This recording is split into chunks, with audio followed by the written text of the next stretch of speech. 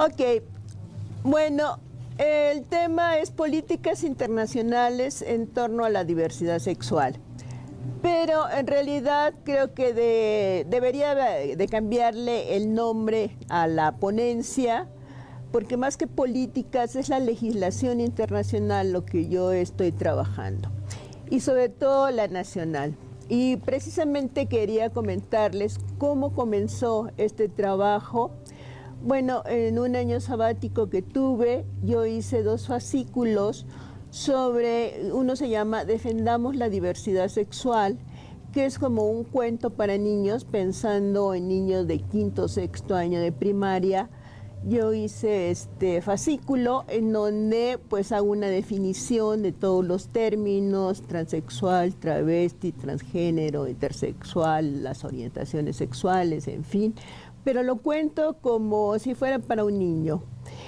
Y después hago una revisión de la legislación para la prevención de la discriminación en la comunidad LGBTTI que hizo el gobierno del Distrito Federal en aquel entonces. ¿Sí? Entonces, bueno, al hacer esta revisión me encuentro con una serie de principios y de leyes internacionales en donde pues el más importante pues son los 29 principios de Yogyakarta. Pero para esto quiero señalarles que, bueno, movimientos de la diversidad sexual o personas de la diversidad sexual siempre han existido, ¿sí? Desde los aztecas en nuestro país ya se veía que había personas de la diversidad sexual, homosexuales. Sin embargo, por ejemplo, el homosexualismo con los aztecas no se aceptaba. Sin embargo, había otros pueblos indoamericanos en donde sí se aceptaba la homosexualidad y era una práctica común. En la colonia, como ustedes saben, con el advenimiento del catolicismo, pues se ve como un pecado la sodomía, ¿no?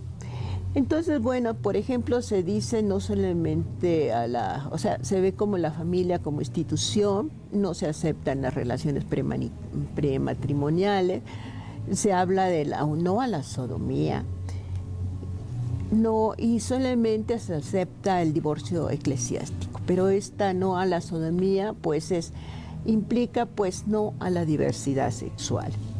Para el siglo XIX, por ejemplo, se consideraba la homosexualidad y sobre todo se hablaba de homosexualidad, no se hablaba de diversidad sexual, como una enfermedad.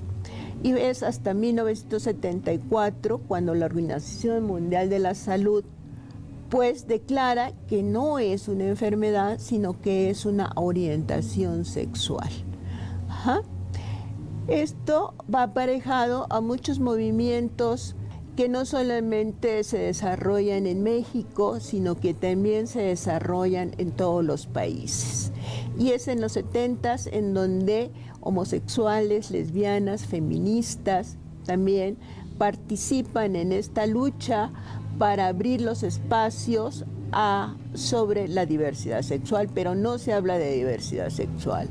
Es hasta en los 80s, con la pandemia del VIH-Sida, pues empieza a trabajar más por el peligro, o sea, por el peligro del VIH de contagiarse. Y por ejemplo en México se crea la Clínica Condesa en estos años 80. Pero en los 90 ya sale a repercutir esta bandera de la diversidad sexual. Entonces ya se habla de personas no solamente gay o lesbianas, sino también se habla de personas transexuales, transgénero, travesti, intersexuales. Y no porque no hayan existido antes de los años 90, sino porque siempre se echaba en el morral de la homosexualidad todas estas orientaciones, bueno, todas estas condiciones físicas, también psicológicas o de identidad sexual.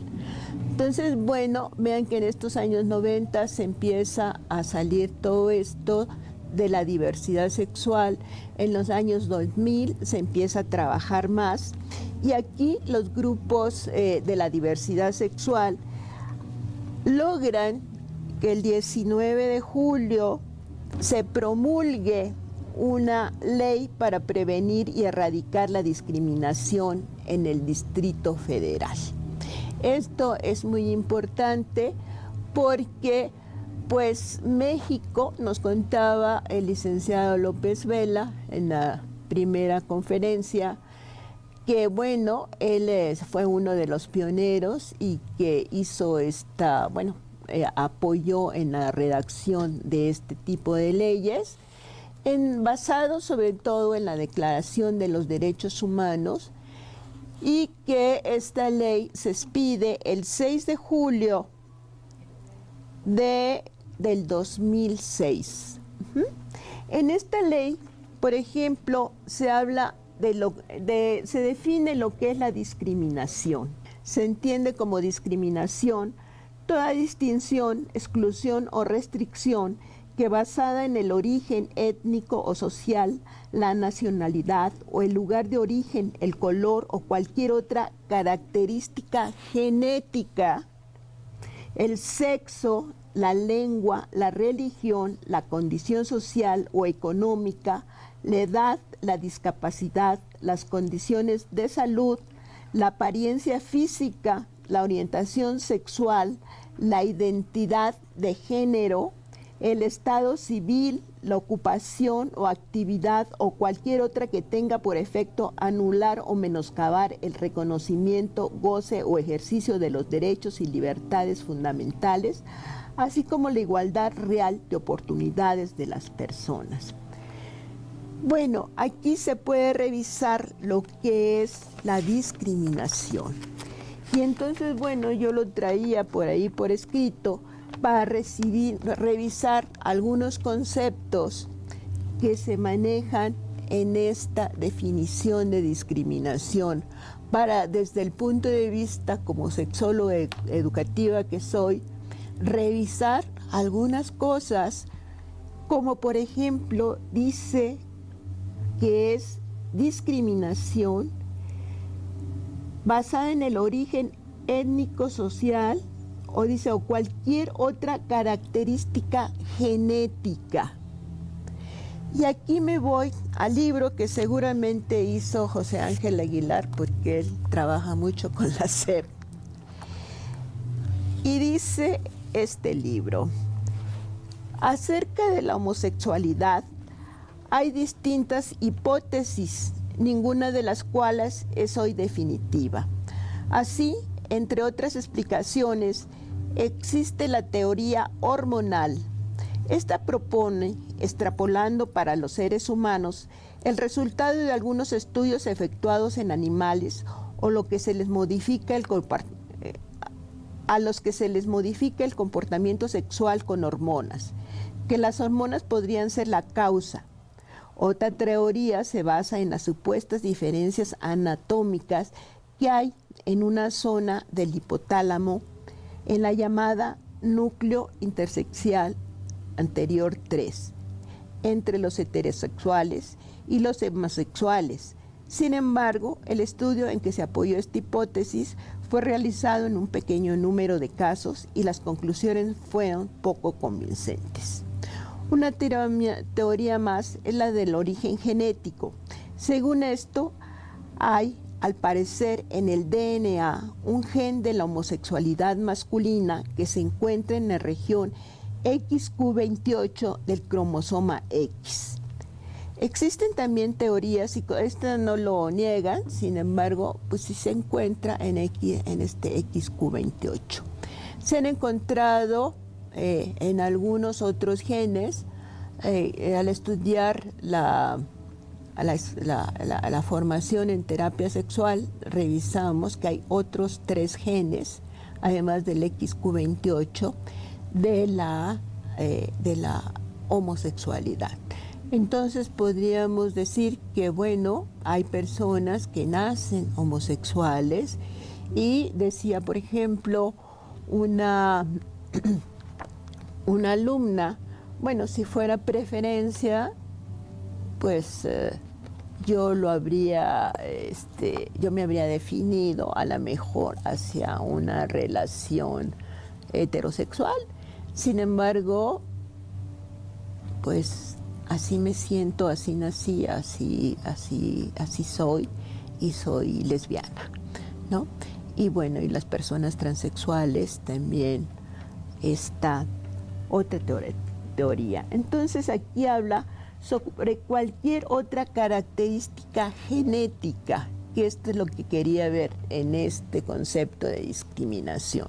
Entonces, por lo menos, si bien no hay teorías concluyentes en relación a las cuestiones de la homosexualidad, esta característica genética del XQ28 y de otros genes que ya se han encontrado también de la homosexualidad, podría decirse que, bueno, pues cómo se va a discriminar a una persona si desde el punto de vista genético nosotros heredamos el color de los ojos, por ejemplo, la complexión, heredamos también la forma de cara, o no sé, las piernas de abuelita, en fin, heredamos diferentes características que tienen nuestros familiares, y así como heredamos esas características, también podemos. Simone Levey, que es un genetista norteamericano, hace un estudio en personas de la Marina, y lo que encuentra es que va encontrando que personas homosexuales, por la rama de madre, se van encontrando personas homosexuales. Entonces, bueno, pues esto, si bien no son estudios concluyentes, pero sí se podría decir que desde el punto de vista genético y de acuerdo a esta condición genética, lo que se está viendo es que pues no se puede discriminar a una persona homosexual, a una persona transexual o a una persona con otras transgénero, si esta condición es algo inherente a él. Dentro de las dimensiones del sexo, lo que sucede, tenemos una dimensión cromosómica que ustedes saben, si es XX, pues nos da mujer, y si es XY, nos da hombre. Pero casualmente la biología nos dice que todos los seres humanos, hombres y mujeres, desde que somos embriones o blastocistos, somos por default mujeres. Y esto quiere decir que, bueno, tenemos cerebro de mujer, órganos sexuales, hay un primordio urogenital que parece un pequeño penecito que si es hombre, si se tiene un cromosoma de hombre, crece como pene, y si se tiene un cromosoma de mujer, se queda como un clítoris. Y van cambiando, por ejemplo, los labios mayores se vuelven el escroto de los... el recubrimiento, perdón, se convierte en el recubrimiento del pene, y en las mujeres, bueno, son los labios mayores. Entonces, bueno, ¿y esto cómo se da? Estos cambios, ¿cómo se dan? Se dan por una serie de cambios hormonales en donde la sustancia de Yost, si somos todos mujeres, la sustancia de Yost va a hacer que se desarrollen órganos sexuales femeninos si se tiene cromosoma de mujer. Pero hay otra sustancia, la sustancia de Wolff, que permite que se desarrollen los órganos sexuales como de hombre si se tiene un cromosoma Y. Bueno, pero ¿qué tal si no se dan estos eventos hormonales? O si se van a lo mejor un poco diferentes. Entonces, bueno, Marañón nos habla de los estados intersexuales. ¿Por qué? Porque hay personas que pueden tener órganos sexuales de hombre y mujer y a ellos se les ha llamado los hermafroditas verdaderos. Y hay personas que tienen órganos de hombre y de mujer que se les llama hermafroditas falsos, pero que presentan pues algunas características, no todas. Y entonces ahí tenemos los estados intersexuales. Y esta es una condición biológica. Entonces, y también se puede estar dando por estas características genéticas de las personas. Y entonces, ¿por qué vamos a discriminar a las personas intersexuales si es una cuestión biológica la que está sucediendo en su cuerpo y que ellos nada tuvieron que hacer?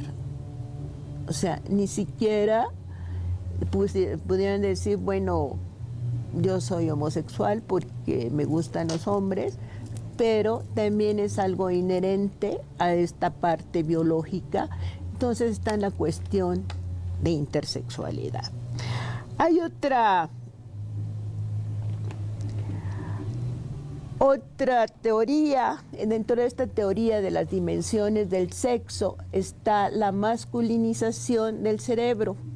Si partimos de que todos los seres humanos somos mujeres cuando somos blastocistos, cuando somos embriones, entonces, bueno, se van dando toda una serie de cuestiones hormonales, como ya les dije, la sustancia de Joss, la sustancia de Wolff. Hay otra hormona que se llama la 5-alfa reductasa, que es la que también va masculinizando a los hombres. Pero también hay otra hormona muy importante que es la dihidrotestosterona.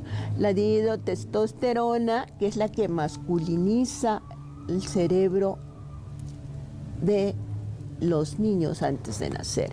Esto sucede 2 semanas antes del nacimiento y 4 semanas después. Pero, por ejemplo, se encontró que personas que vivieron en la guerra, mujeres embarazadas que vivieron en la guerra, como tuvieron gran estrés, mucho estrés por todos los sucesos de la guerra, cuando nacieron sus hijos, bueno, muchos niños nacieron transexuales. Esta es una teoría, pero no es concluyente. Sin embargo, se puede tener la teoría de que lo que sucedió es que no se masculinizó el cerebro. Y por eso se puede tener fenotipo de hombre o cuerpo de hombre, a lo mejor sintiéndome mujer o viceversa. Pero bueno, esta ley del 2006 pues es una ley pionera realmente, porque defiende a las personas, o bueno, trata de defender, porque como se dice, se promulgan las leyes, pero pues hay que hacerlas valer, ¿no? Pero por lo menos tenemos el antecedente jurídico de que ya está ahí esta parte de discriminación y de que hay algunos antecedentes genéticos dentro de la genética o dentro de los estudios de sexualidad que pueden apoyar para defender este tipo de orientaciones. Y bueno, esto no solamente se hizo en México, sino, como decía el licenciado López Vela, pues se hace con base en la Declaración de los Derechos Humanos. Y si bien esta ley es una ley pionera, para este 2006 también se reúnen una serie de personas en la ONU y 54 estados ante el Consejo de la ONU se unen y piden que se tome una posición ante las constantes violaciones graves hacia la comunidad transexual, travesti, transgénero, homosexual, de lesbianas e intersexuales. Y se reúnen del 6 al 9 de noviembre del 2006 en la ciudad de Yogyakarta, que está en Indonesia, y están en la Universidad de Yadha Mata. En esta reunión participan expertos en derechos humanos de la misma ONU, académicos y activistas. Y del 6 al 9 de noviembre discuten y de ahí salen 29 principios que son los principios de Yogyakarta. En estos principios de Yogyakarta se hacen una serie de recomendaciones en torno a dos temas principales: la orientación sexual y la identidad de género. Se pide también el reconocimiento de la personalidad jurídica, sobre todo de las personas que les llaman del tercer sexo. En el principio 3, el derecho al reconocimiento de la personalidad jurídica, la orientación sexual o identidad de género que cada persona define para sí. Esto es importante, ¿qué es la identidad? Es como yo me siento íntimamente como hombre o como mujer. Y esta identidad de género se logra muy niños. Se dice a los 2, 3 años que pues el niño ya sabe si es hombre o mujer. Recuerdo a mi hijo que me decía: ponme mi camisa de hombre, sí, cuando tenía 3 años. Y era una camisa de cuadritos como tipo vaquero que le encantaba, ¿no? Entonces, bueno, pues era su camisa de hombre.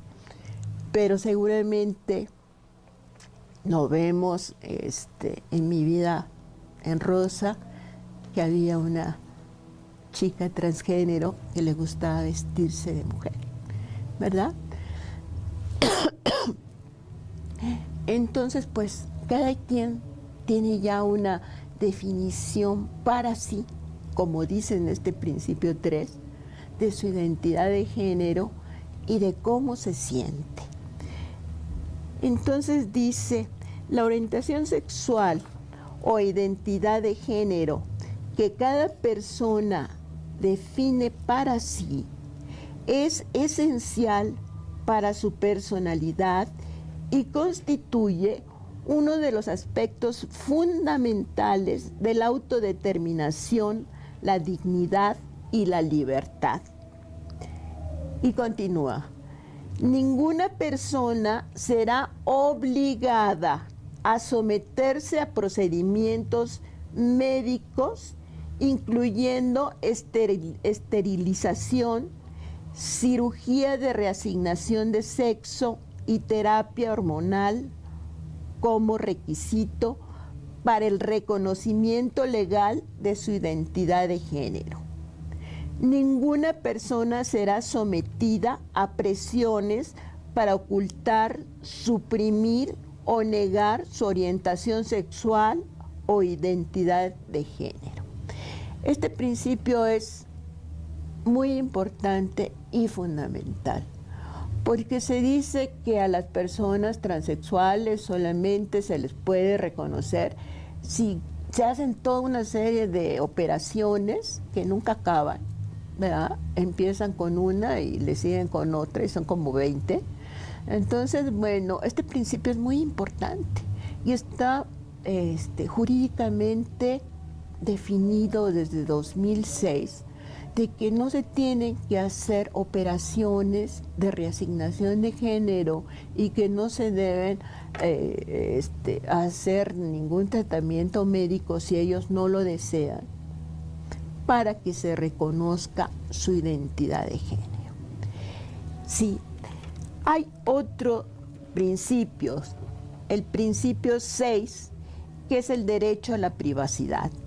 Y dice, todas las personas con independencia de su orientación sexual o identidad de género tienen el derecho a la privacidad sin injerencias arbitrarias o ilegales en su vida privada, incluyendo el derecho a optar por revelar o no la propia orientación sexual o identidad de género, así como también las decisiones relativas al propio cuerpo y a las relaciones sexuales o no, o de otra índole, pueden ser solamente afectivas, eróticas, amistosas, consensuadas con otras personas.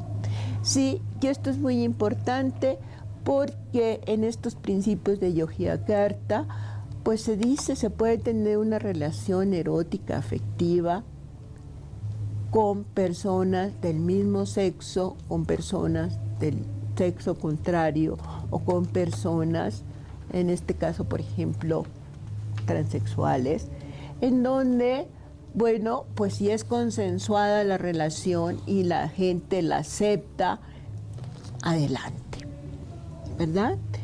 Y este derecho a la privacidad es muy importante. O sea, ¿por qué te tengo yo que estar diciendo cuál es mi orientación o cuál es mi identidad? Si es mía, ¿no? Y yo me siento bien. Si las personas lo abren es porque precisamente es para lograr sus derechos, pero eso no quiere decir que se le discrimine. Y por eso es que trabajamos con esta ley del 2006 del Gobierno del Distrito Federal, que respeta precisamente la identidad de género. Otro de los principios de Yogyakarta es el derecho a toda persona y el derecho, bueno, también a la privacidad, en el sentido de que, bueno, es mi cuerpo, es mi vida, y que, bueno, yo puedo tener esta privacidad si me quito los zapatos o me desnudo en mi casa, o si hago, no sé, si me masturbo o si tengo relaciones sexuales, pues será de manera consensuada o por mi placer, un autoerotismo, y que pues esto se tiene que respetar. Entonces, bueno, esto es muy importante porque pues estos principios de Yogyakarta pues están entre los derechos humanos y también pues se recogen en algunos códigos penales. Tenemos también, dice, todas las personas tienen el derecho a no ser sometidas a torturas ni a penas o tratos crueles, inhumanos o degradantes, incluso por razones relacionadas con la orientación sexual o identidad de género. Esto es muy importante porque pues el bullying es algo que se usa mucho en las escuelas para las personas con diferente orientación sexual o con diferente identidad de género. Y bueno, afortunadamente pues esto también se revisa en la ley del 2006 del Gobierno del Distrito Federal y se reafirma en otra del 2011 aquí en México, pero pues esto se está luchando a nivel internacional para que no suceda, para que no haya ni torturas, ni penas, ni tratos crueles o inhumanos o degradantes, porque también pues está hablando a nivel internacional, pues esto sucede. O sea, se puede